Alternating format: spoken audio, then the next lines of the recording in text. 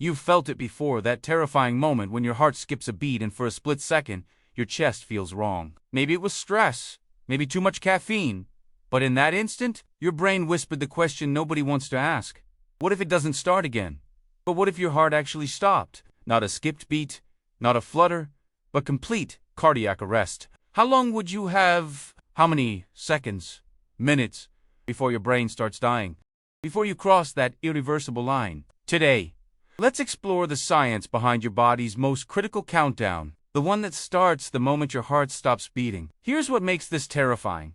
Your brain is basically a spoiled child when it comes to oxygen. While your muscles can survive hours without blood flow, your brain cells start throwing a tantrum after just seconds. This process is called cerebral anoxia. When your brain gets zero oxygen and it unfolds like a city losing power, neighborhood by neighborhood, 0 to 10 seconds after cardiac arrest. You're still conscious, but barely. Your brain is running on its last reserves of oxygen. Like a phone on 1% battery, you might feel intense dizziness, your vision tunneling into darkness. Some survivors describe it as watching yourself disappear. Your brain's electrical activity is sputtering, neurons firing chaotically. You have maybe 1 or 2 seconds to realize something's catastrophically wrong before the lights go out. 10 to 30 seconds. Unconsciousness hits like a sledgehammer. Your brain waves flatten what doctors call an ice EEG. But here's the crazy part. Your brain cells aren't dead yet. They're in a state of electrical silence, desperately trying to preserve themselves. Think of it like a computer going into emergency shutdown mode. The cells stop all non-essential functions, basically playing dead to stay alive. During this window, if someone starts CPR, you could come back with 0 brain damage. Your neurons are holding their breath, waiting for rescue.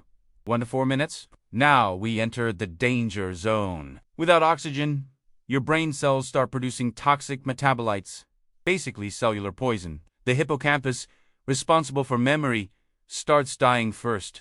Then the cerebral cortex, where your personality lives. A 2020 study in Resuscitation Journal found that after 3 minutes without oxygen, neurons begin a process called excitotoxicity.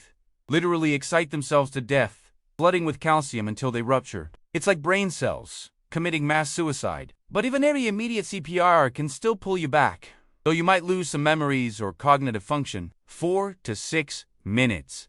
This is traditionally considered the point of no return. Your brainstem, the ancient part controlling breathing and heartbeat, starts failing. The blood-brain barrier breaks down, causing massive swelling. Proteins that should stay inside cells leak out, triggering inflammation that will continue even if circulation returns. Here's where it gets dark. Even if your heart restarts now, you might survive in a persistent vegetative state. Your body alive, but you're gone forever. Beyond 6 minutes. Should be game over, right?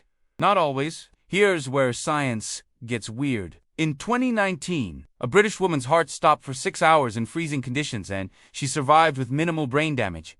Cold temperatures, slow cellular metabolism to a crawl. In operating rooms, surgeons use controlled hypothermia to stop hearts for up to 45 minutes during complex procedures. There's a saying in emergency medicine, you're not dead until you're warm and dead.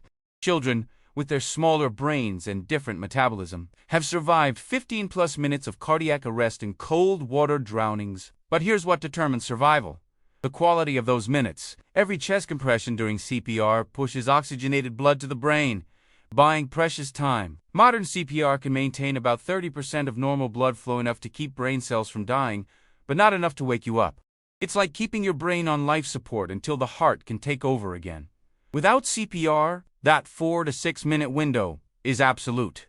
With it, people have been brought back after 30, 40, even 90 minutes of continuous compressions. The temperature factor changes everything. At normal body temperature, your brain burns through its oxygen in minutes. But drop your core temp to 18 degrees Celsius, sexagesimal quarto Fe, and cellular metabolism slows by 50%.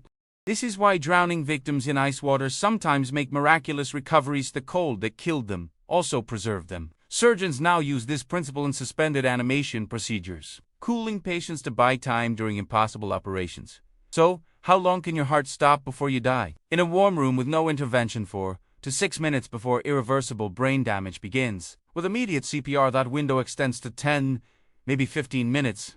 In cold conditions, or with medical cooling, potentially hours. The record for the longest cardiac arrest with full recovery, 8 hours and 40 minutes. achieved in a Norwegian hospital using advanced cooling and mechanical CPR.